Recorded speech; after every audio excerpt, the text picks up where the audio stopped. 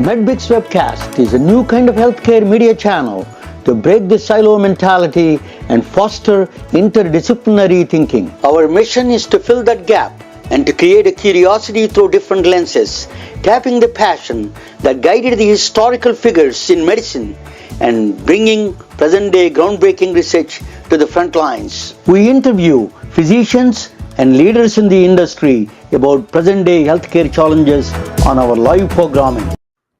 Hey, welcome to the MedBricks Webcast. This is Ramana Raju. I'm the host. I'm not Albert Einstein. This next two women who are coming on my show, they are close to the Albert Einstein. I'm going to interview a doctor from the Cold Lake, Alberta. I don't know which is, you don't have to use both words, Cold Lake and Alberta. I went to school in Edmonton, Alberta, one semester, and then came to all the way to Norman, Oklahoma. It is a cold. I could prove. I thought I'm going to freeze to death. But that is a place, Edmonton. I think Sophia is joining us, Dr. Yan. She needs to go and visit the Cold Lake, Alberta, very close to the North Pole, I think. So anyway, that is, she is actually practicing in Texas now. She's an OB/GYN doctor. We're going to ask her a lot of questions. Not only she wrote a small ebook, and then she's an inspirational speaker, and then she is an expert in menopause. So we're going to talk with her about that, and then then a little bit about Doctor. Her husband is actually a NASA astronaut. I'm a physicist, he had a physics degree. We have an unspoken bond between the physicists.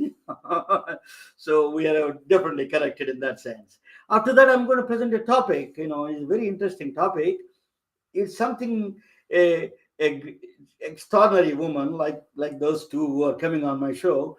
There is a woman in 1800s, she was born.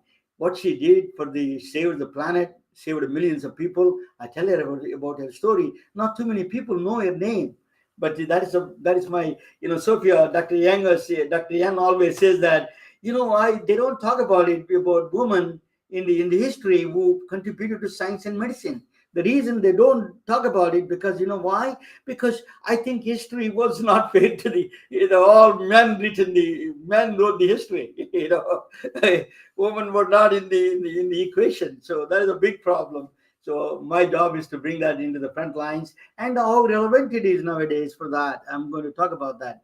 Without further ado, let me introduce you Dr. Catherine Hansen. She's an OB/GYN doctor she is now presently in Texas near Houston. And Dr. Hansen, welcome to the MedBricks Webcast.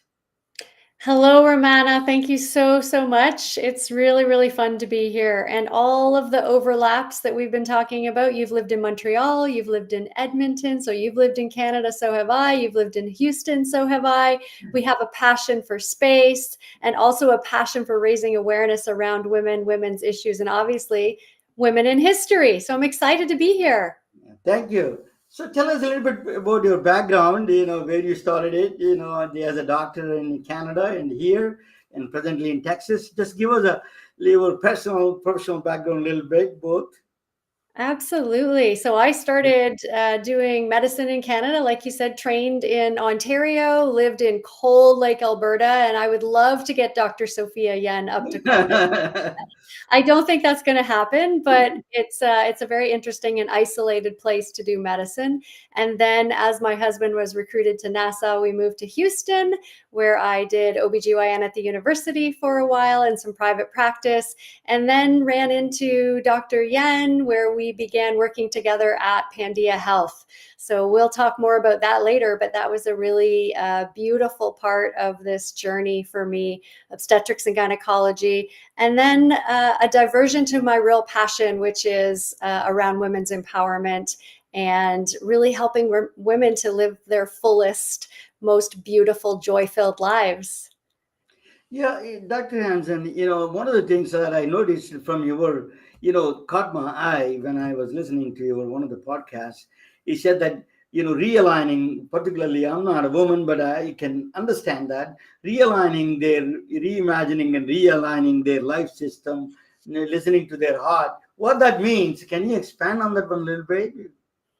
Yeah, and I just want to say I'm just really grateful for you having done so much looking around in the work that I've done. It's really remarkable, these conversations we've had the last couple of days.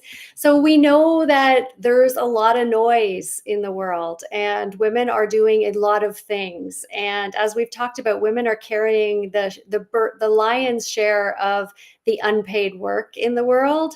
And women are often serving other people and forgetting about themselves. So, this idea of realigning and reclaiming is really about figuring out who we are as women, what it is that we want, what do we need, how do we listen to the messages that are really truly ours, and get outside of that noise and find some quiet space to find out what we really love and what it is that we want to do with our lives. That whole reclamation means really being who we came to this world to be.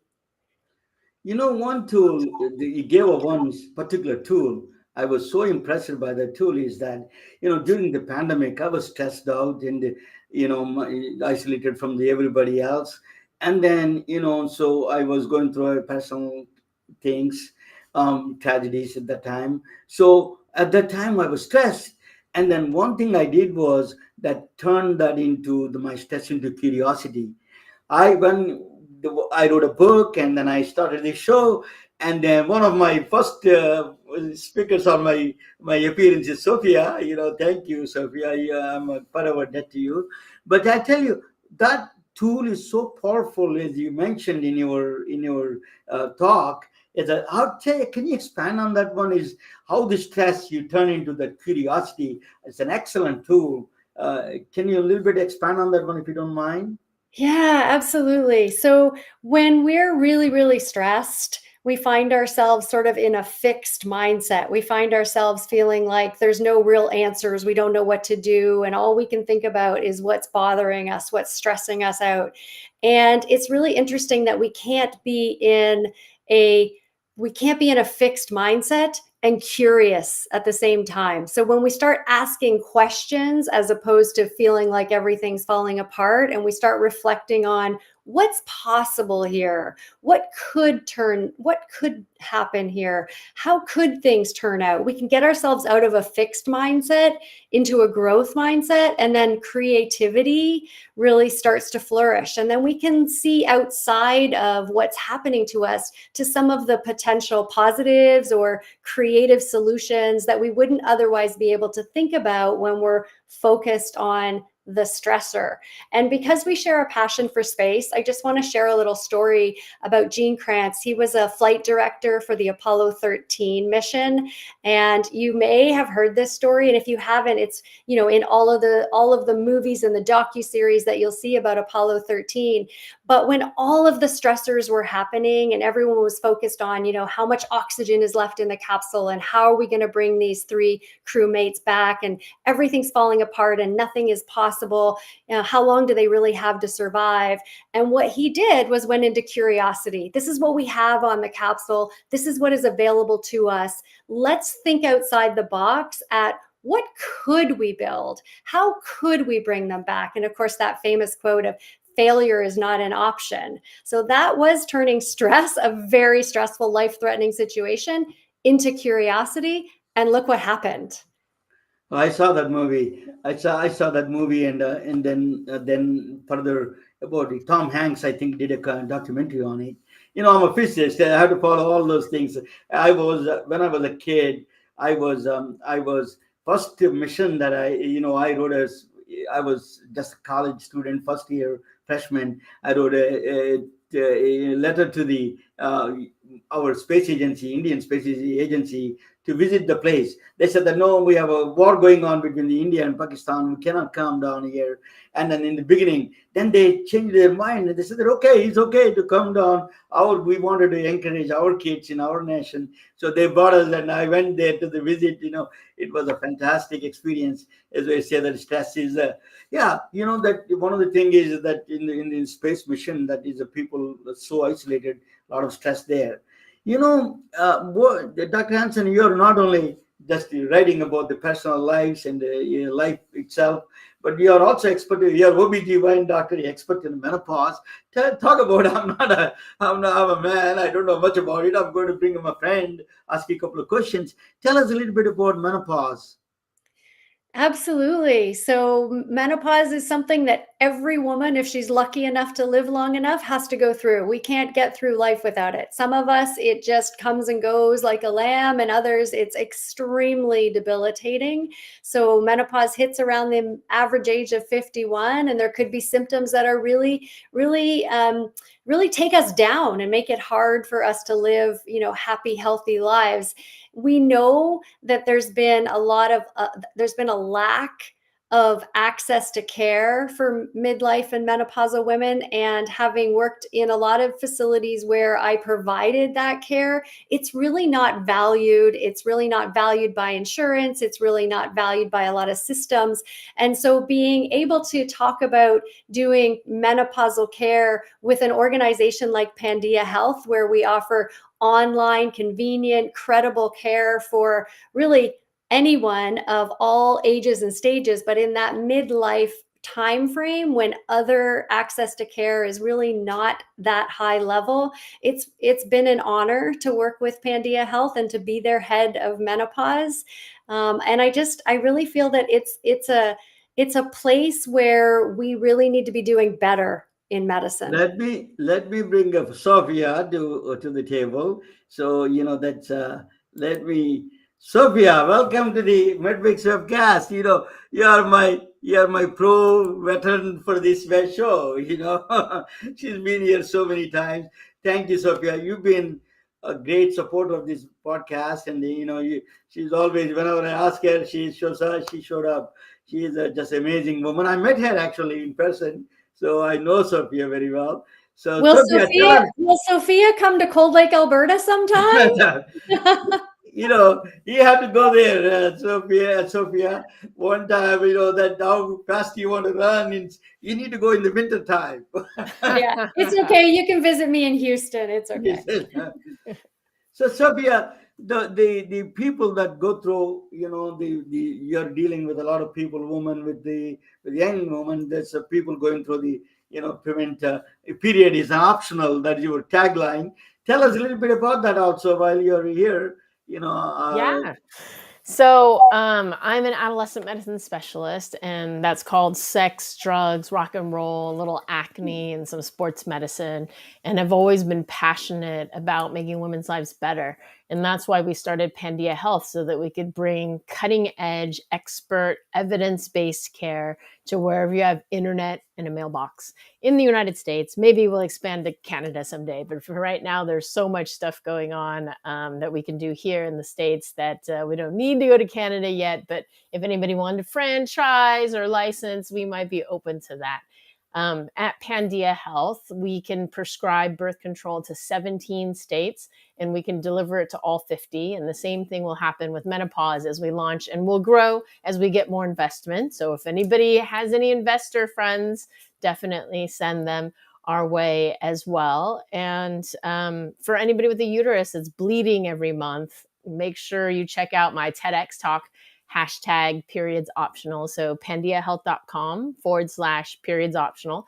And it goes over the science and safety of not having to bleed every single month, and how it's actually more natural to have fewer periods. And we've done the talk before on this channel, so I won't keep blathering, but I'm so excited that we were able to secure Dr. Hansen as our head of menopause. She is one of two on our team that are Menopause Society certified practitioners, but one of only 1,000 in the entire United States that are certified. So again, it's about expert evidence-based care, and it's the wild, wild west with menopause.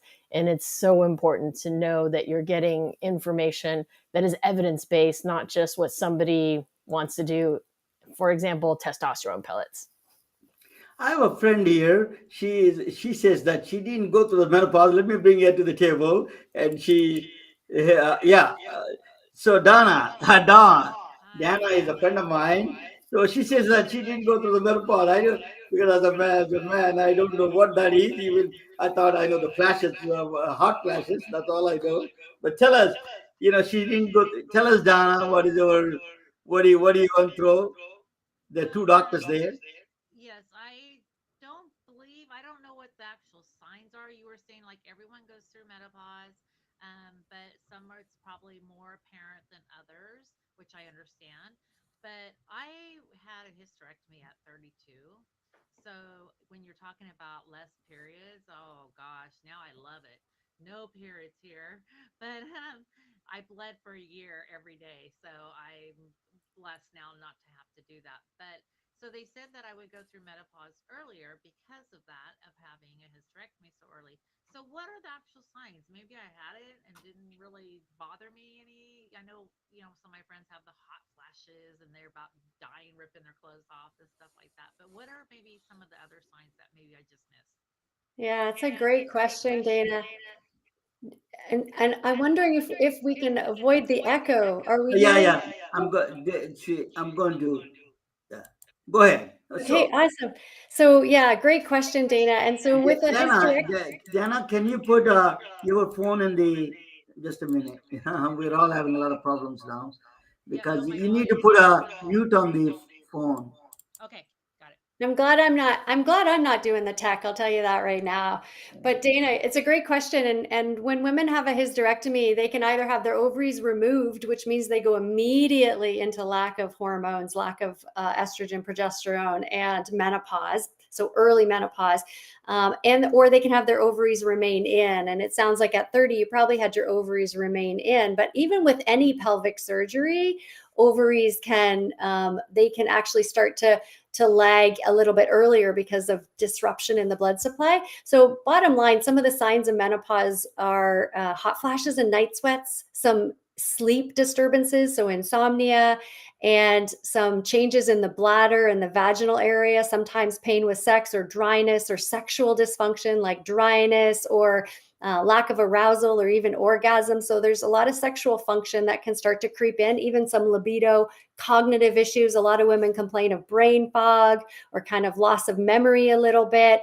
And so those things can be sort of the main signs. But other things that are happening in the body, and I think this is really important for most women, is that there's also some other detrimental effects that are happening behind the scenes. And that would be things like bone loss, and that lack of hormone can sometimes contribute to other organs, brain, heart, all the tissues are impacted by that lack of estrogen. And so getting appropriate care, evidence-based care, guideline-based care that Dr. Yen was talking about, and making sure that estrogen and potentially progesterone, if you have a uterus, are considered early enough. And the timing hypothesis tells us that that should be within the first 10 years of menopause and before the age of 60. And of course, it's safe beyond that, but in that early time frame, you can actually prevent a lot of ongoing health concerns with heart, with brain, with bone, with all those tissues, because you're bringing that, or you're maintaining that estrogen level before it starts to fall, starts to plummet too rapidly. So I think it's really important for women as they reach sort of mid 40s, or as they start to have sort of menstrual changes or any of those symptoms I just mentioned, to be talking to their doctor about menopausal hormone therapy that may prevent some ongoing medical issues. I hope that answers your question. Dana, yes, just a footnote here. Yes, I need to, just somebody is getting echo. This is not a consultation, it's just an educational purpose only because I need to put that legal aspect to it. So, anyway, this is wonderful. Thank you, Dana. You got the answers. Do you have any other questions now? Or thank you so much for joining with us. Okay. Thank Dr. you. Hansen, can I ask you a question? So is menopause 1 year after your last period, or when you had your last period and you only know it a year later? Oh my goodness, the subtleties. So you are menopausal 12 months after your last period. and the last period they call the final menstrual period. So it has actually a bit of an acronym to it as well, but you actually don't know it's your last menstrual period until 12 months later. So, is there any equivalent to menopause in men, Dr. Like Hansen? they call it andropause, and people go buy a Ferrari. Ferrari, that's what I thought. Or they dump their wife. Right.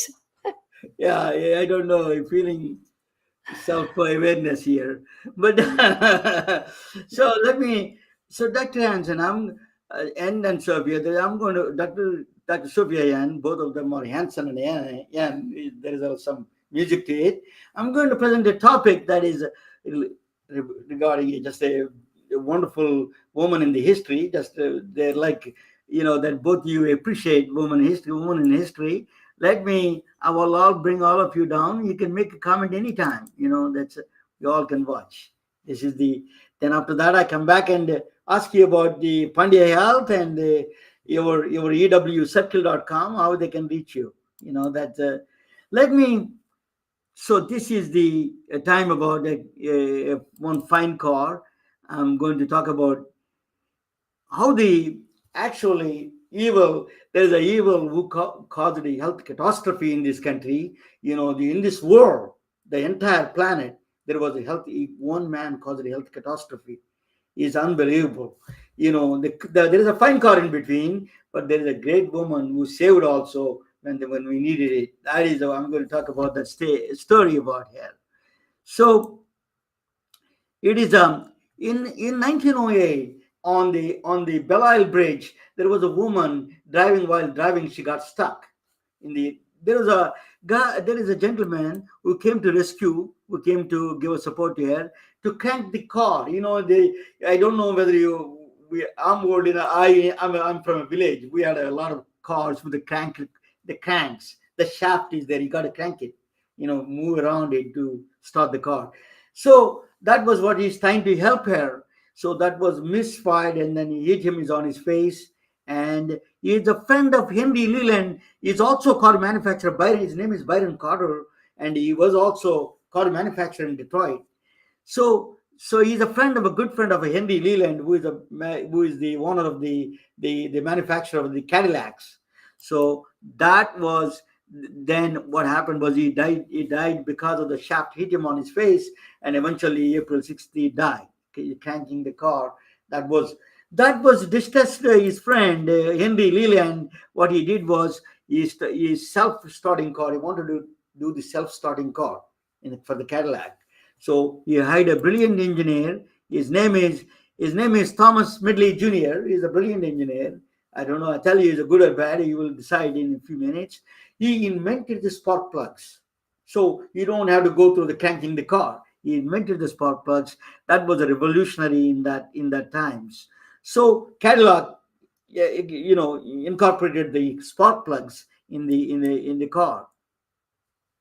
But what happened is spark plug has one problem. It is also solved a lot of problems, self-starting, but it has one problem. It's called a knocking. It moves, the machines move, it shakes violently it shakes the car. And I used to go in a tractor in my village, that the tractor, that exhaust pump moves so much, so violent. So that is a problem they want to solve, because it cuts down the performance of an engine. They wanted to solve the problem. So what they did was Thomas Medley Jr. did is added a lead to the reduced knocking. That was the first time they added lead to the reduced knocking. It dramatically reduced the knocking part. It's an amazing what he did, but it solved a big problem in the driving car. So everybody's happy, and particularly for all men, won in the Indianapolis 1923. All three cars who won the prizes, first 1 and 2, 3, used a leaded gas. So that was an amazing accomplishment for the cars. But that's where Unholy Alliance started it. DuPont and Standard Oil Company and General Motors started together, all of them together, started a company called Ethyl Corporation, where they provided a leaded gas to the entire country. That was a revolution. started with them. Then that is the beginning of the revolution. That is 1950. Cars were filled with the leaded gas all over the United States. Very fancy Chevrolet. I used to watch Chevrolet cars. When I was a kid, those are all filled with the United States streets filled with cars in 1950s. They all using leaded gas. But there is a problem in the leaded explosion. Lead was using the paints. They're using the pipes, particularly PVC pipes, on all the water that carry the pipes to the house, and then paints and all women and batteries. A lot of batteries are using lead, and then a lot of paint for women. They're putting on their lipstick even this lead, but they don't know what is coming into the danger part of it. There was another story developing same time. There is a guy, his name is Claire Patterson. I'm a physicist, so that's why I know the story. So he was trying to find the age of the earth. So only way to find out the age of the earth is to go to one of the crystals. Zirconium crystal is a beginning stages. It's a crystal that is actually beginning of the earth formation. It is the crystal that is well known. So he wanted to go into the mines and pick up the zirconium crystal, and checking on the crystal. What he found is stunning. He found a lead inside. There is not supposed to be lead inside in zirconium crystal. That is surprising to him. Then he checked everywhere. That caused a lot of concern. So he went to the water everywhere, all the oceans. He checked every ocean on the surface. There's a lot of lead. He found the lead content there. In the soil, there's everywhere the lead content. In the air, there's a lead content.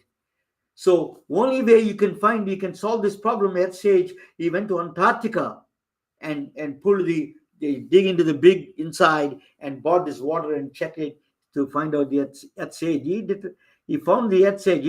He's from the same Manhattan project. He was working for a Manhattan project at the time, Oak Ridge, for the Los Alamos labs. So Claire Patterson was very concerned about this. The lead is everywhere. This is a danger. The lead is so the danger. The Ethyl Corporation is that one corporation, and this causes this problem. Leaded gas and the paints. There's two, the pond and this one, do both of them. This filled the planet with the lead. That was the biggest news. Even the dangers of lead, Benjamin Franklin in 1600, he was warning about in the Pennsylvania Gazette. It's dangerous to that. Sophia Yan went to MIT and Yale. They warned that there's dangers of lead into the body, human body. So, but these are Thomas Midley Jr., the guy who was engineer, who invented the spark plugs, and he added a lead to the gasoline. He was a proponent of lead. He was drinking leaded gasoline and showing them how easy. There's no problems at all. What he was trying to do that and showing to the public, it's a leaded gas. It's no problem at all. It is absolutely wonderful. So another American Petroleum Institute said that it's actually a gift from heaven. Guys, we made up make up stories anyway. We use God for defending the health. So we do not feel in the driving up what has come to the industry like a gift from heaven on the possibilities. So it is we all consider that institute said that is a gift from heaven. But that is a Standard Oil CEO says. 50-year environmental disaster happening slowly creep upon us one by one. Then it is actually the problem with the lead is, I don't know, tell, the Sophia is a pediatrician, Sophia Yan and Hansen, they do, one is OBGYN, other is a pediatrician. They all know more than I do. But lead mimics calcium. Lead has it doesn't know, the body doesn't know the difference between the calcium and lead. So signaling proteins, particularly in signaling protein, it goes in this place of the lead, the calcium ion, the lead ion sits down there. So the body doesn't know the difference. It doesn't get rid of the lead. So what happens is, that in the X-ray you can see that actually, that you can see the lead lining up there. So it is actually interfering the biological process signaling and the metabolic process. It is causing the problem, the lead. Then not that Dr. Hansen can testify this. When expecting mothers, placenta lead can go through the placenta inside. It transmits to the placenta to the baby. Unbelievable that lead. What is happening with the lead is it is a devastating effects on children. The myelin on the neurons on the sheath of the myelin, it is taking out the myelin, insulin part of the neurons. It is taking out. So it is during that time there was a remarkable woman. It's actually, so lead toxicity is a serial killer of human body. Lead toxicity is an amazingly dangerous one. Is a Not amazing. It is just a dangerous one. And so mummies, actually they tested mummies, from the Egypt, and then present humans. We have 1,000% more lead on our bodies than the mummies. We have a lot more lead. We need a lead. We have a lead in the body, but this is not the amount of lead is that we have is. So lead is connected to the toxicity. Lead toxicity is connected to the. There was a study in the 2022, even recent Journal of Medicine, New England Journal of Medicine did that. It is correlated with the high school dropout. Direct correlation with the high school dropout. This is then the violent crimes in the United States correlated with the lead usage. It went up, and then when we started reducing the lead content, it went down. It's perfectly correlated with the lead content with the violent crimes. So not in just the United States. This is in the United States. In Canada, where Dr. Hansen is from, Canada, Britain, Australia, all of them showed the similar statistical analysis data. They showed that it is in the same. So it went on. Violent crimes are related to that kind of a lead poisoning. And there was a remarkable woman who was born during the time. Her name is Alice Hamilton. She was born in 1869 and born in Manhattan. And then she grew up in Fort Wayne, Indiana. I went to school in Norman, Oklahoma, actually. Norman, Oklahoma. I also Ball State, Indiana, Muncie, Indiana. I went to Muncie, Indiana. I went to a lot of places. I studied a lot of schools. Do 2-3 degrees. I studied, computer science, nuclear engineering, and physics. So in Montreal. So she was born in Manhattan and then grew up in Fort Wayne, very wealthy family. She's from a very wealthy family. Her father used to own most of the land in Fort Wayne, Indiana. She went to medical school. She became a doctor. She became a doctor in medical school, Michigan Medical University. She went to Michigan Medical Medicine. She studied a medical doctor. She became, and then she went to Harvard. She went to both schools. She's an accomplished doctor. And then she doesn't want to go anywhere. She doesn't want to make money. Is not her issue. She went to Jane Addams, another Nobel Prize winner, peace activist, feminist. She was fighting for equality of all men, all races. She started a Hull House in Chicago. It's called Hull House. It's a big house, actually. So that is a lot of intellectuals that can stay there and then can interact with each other. And they're serving the poor among them. A lot of batteries were dumping in the African American background in Chicago, south side of Chicago. What they did was they used to go there and help them and clean it up and checking on all of them. Alice Hamilton joined in the Hull House, and she became a partner with Jane Addams. She spent quite a bit of time, decades. She spent in the Hull House in Chicago. She became a professor eventually in Harvard, but she did a extraordinary. She was a warrior. She did not say. At that time, women were ignored and everything. During the time, she was an unrelenting crusader against the toxic lead.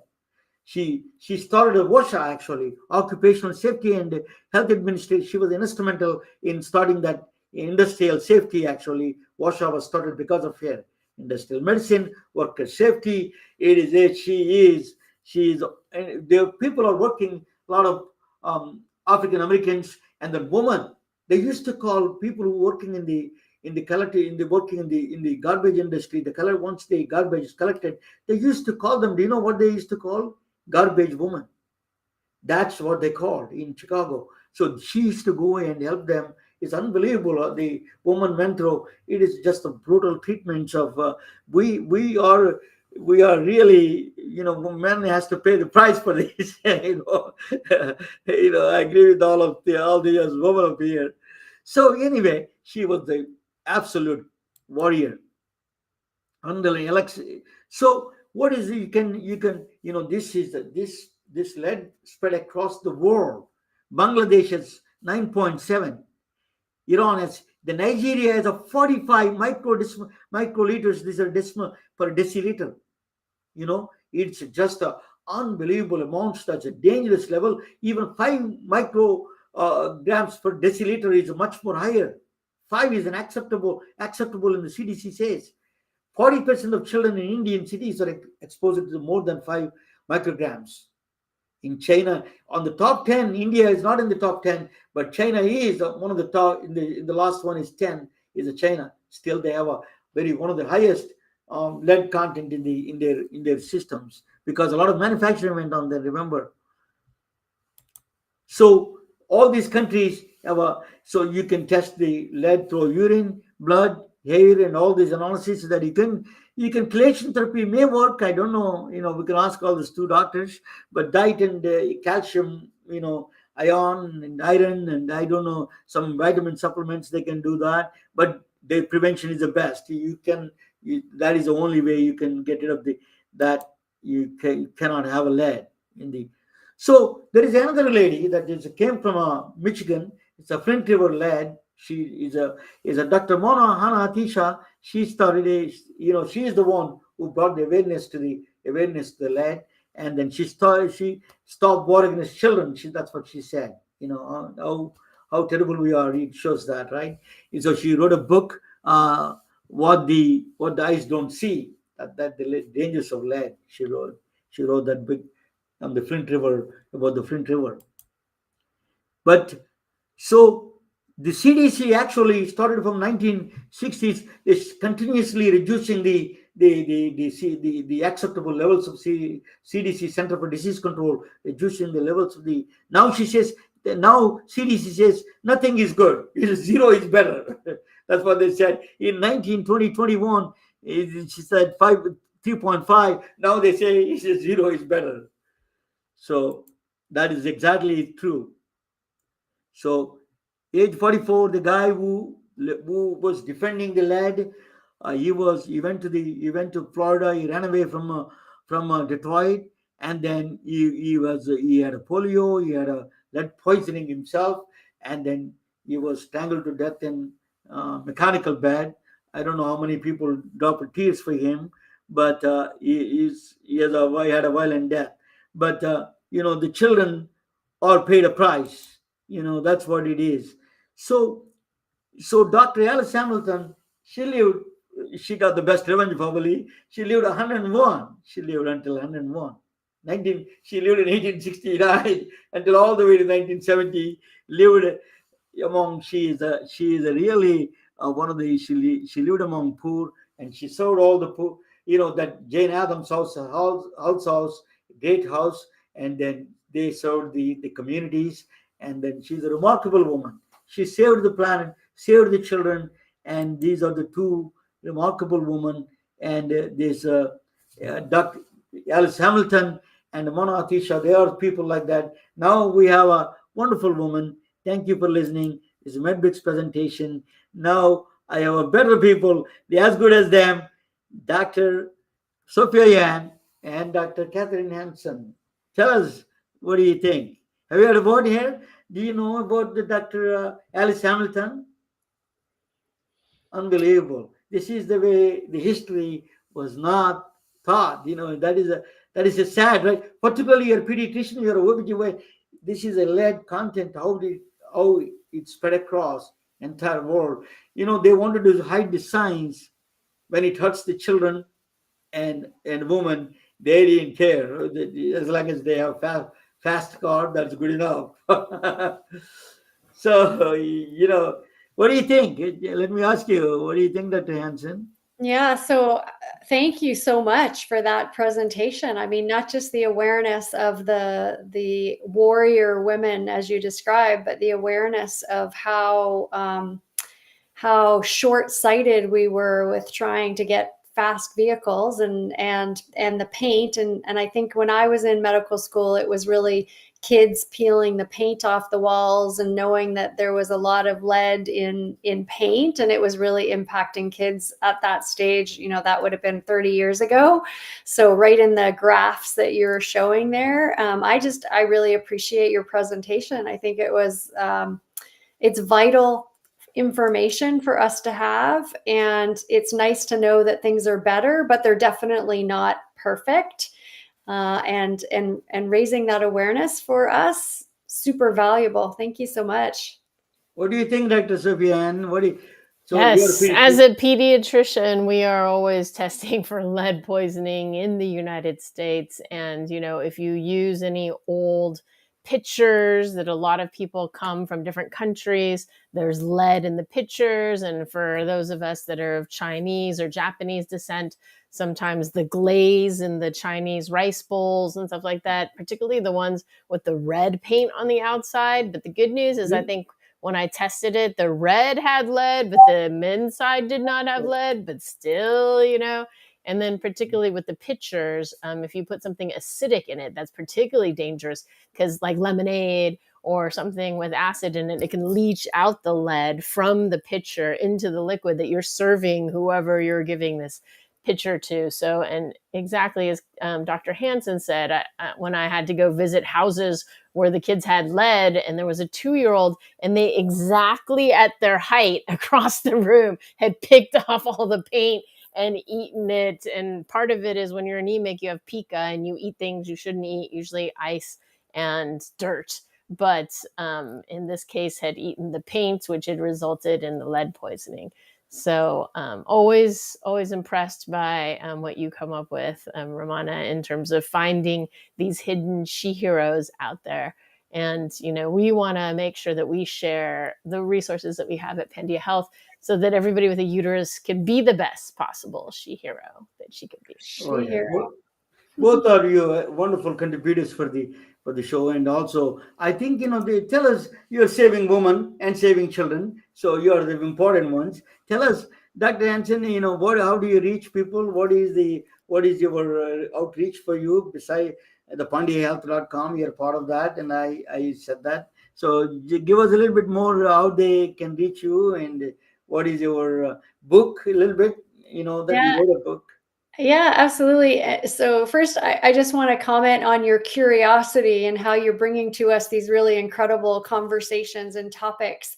And I am also, as I'm watching you, wondering in 50 years, who's going to be talking about Dr. Sophia Yen, the warrior visionary woman. So I would encourage everyone to go to pandiahealth.com and scroll down a little bit if you're midlife, because there's a section on menopause there already and lots more to come. So getting on that list is going to bring not just some great gifts and some surprises, but also some really incredible high-level value information. So that's what I would do first.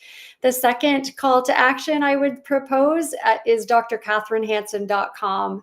And that will be the same as the website you have on the brochure there, but drkatherinehansen.com. And there's that Reclaim Your Life book that you describe, and all of that sort of joy-filled information about how women can really reclaim who they are and what they came into this world to do. So I really hope that both of those places provide exceptional value for your listeners.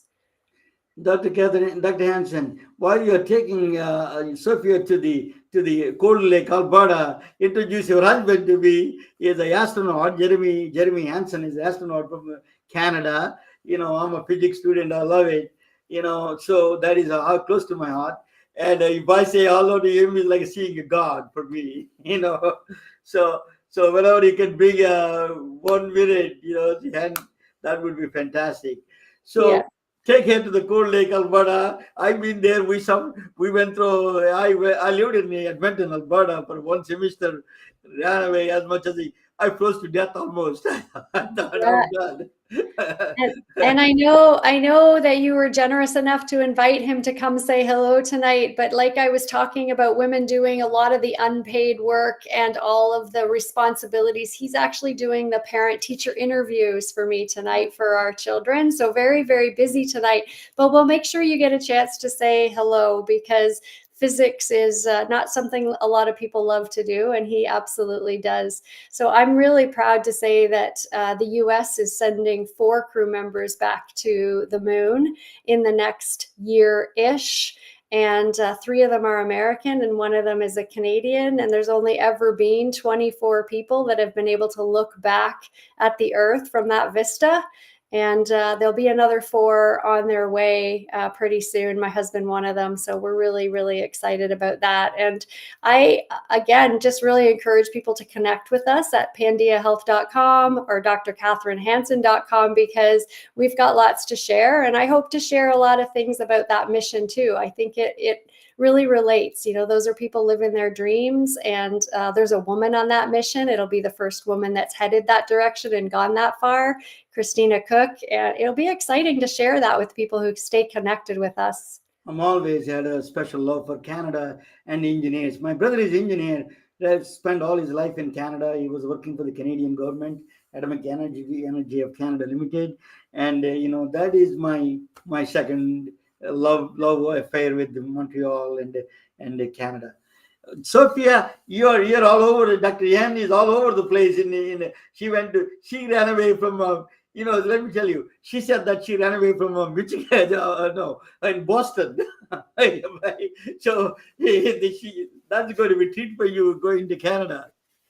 Yes, no, as I like to say, I grew up in the Bay Area, which is Silicon Valley, where the climate, the Center for Pandia Health is Sunnyvale, California. It doesn't get more California than that. And it's about 73 degrees Fahrenheit almost at all times. And so we don't see much change in weathers. But going to Boston, I froze my butt off and swore I'd never go back there again, maybe for Harvard. And I have gone back recently to give a talk there on periods optional and birth control prescribing and racial differences, race as a proxy for genetics in response to drugs, which we think probably has to do with like liver function. But I do want to give a shout out, maybe Dr. Hansen, if you want to give a couple of menopause pearls, or I'm all about hashtags, so I must put out the hashtag stop sucking it up. So if you have bad evil periods, please see a doctor. And if you have any symptoms of menopause that are bothering you, please see a doctor. And I want to speak from personal experience. I'm 51, almost 52 now, and I definitely felt the change in my waist. I saw the change in my cholesterol. And I've experienced, unfortunately, some of the vaginal symptoms. I call it sandpaper vagina. And then my family has a history of dementia. And there's actually a recent paper that came out that shows the sooner you start hormonal replacement, the better prevention of dementia if you have a family history of dementia. And then my dad had a quintuple bypass, so too much TMI I'm sharing. But that, directly to my heart, my concern of preventing cardiac badness. And then being a person of Asian descent, people of color in general, 80% of us are lactose intolerant, suck at getting enough calcium. And so if you have a family history of osteopenia, again, something that runs in Asians in my family, then hormonal replacement therapy is also important for that. So if any physician is telling you and patting you on the shoulder and saying, that's just life, baby, suck it up, be like, no, stop sucking it up, and I'm going to go to Pandia Health. You can, access us in 17 states in the United States, and we encourage birth control tourism. So the example I give is we are not in New Jersey or Connecticut, but who doesn't get to New York once a year if you're in New Jersey, Connecticut, right? And we're also where the Disneys are, and we're in Texas with Dr. Hansen, as I like to say, South by Southwest, Austin, or just Texas. And then again, 17 states, you can get to one of them once a year. And when you're there, you're like, I am in New York right now. I am in Texas right now. Then you fill out the questionnaire and our physician legally can take care of you. And then we can ship to all 50 states. Wow, you really covered it there, Dr. Yan.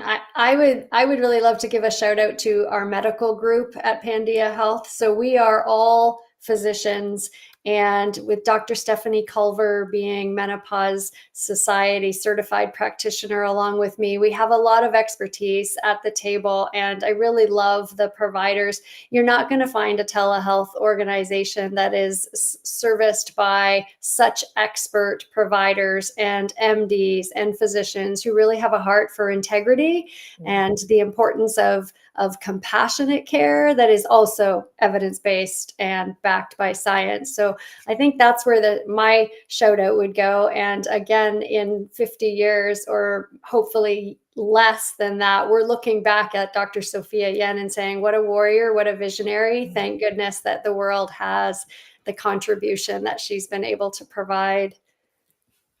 Both your visionaries, both your mentors for people like my daughter, and not only for all women. In fact, I'm honored and privileged to talk with you. Really, it's a fun talking, both of you, and it's truly thank you for bringing Dr. Hansen, Sophia, Dr. Yan. It is anything final thing you want to say to the final words for all the women going through my daughter period is optional. She needs it. She took your advice. She's asking me about that actually recently, and then because she's getting married soon. So that's so tell us the final words. Anything you want to say, both of you? Yeah, I'll go first because Dr. Yan loves having the final word. So I really just want to remind midlife and menopausal women that these are and definitely should be the best years of our lives. We've got life experience, we've got wisdom. Nothing should hold us back, not hot flashes, night sweats, or any marital or sexual issues. We need to be out there shining our light on the world and doing the very best we can. And only we can do that. Only we can bring those gifts to the world. The world needs people who are lit up, passionate, and purpose-driven. And menopause should not be holding us back. So I just want to really encourage midlife women to be really reaching and stretching and finding that joy within so that they can make the world the very best place that we want to raise our children. Over to you, Dr. Yan. Dr. Hansen, I'm just, so happy that you are part of our team. And as you can see from all that she says, she is the holistic, everywhere, all goodness, as evidenced by her book, as evidenced by what you've said tonight. More than me, I'm just about getting your medicine, getting your stuff taken care of, and don't suffer.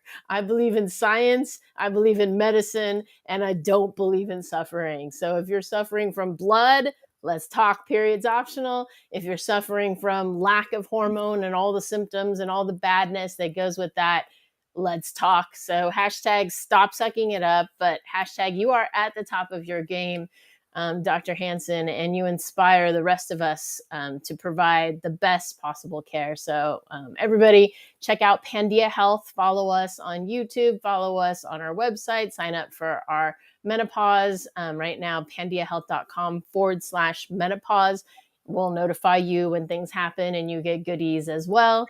And tell anybody you know who wants the best care for women in birth control, as well as menopause and a little bit of acne we're throwing in there, and maybe some obesity in the future, to come our way, and any investors to come our way.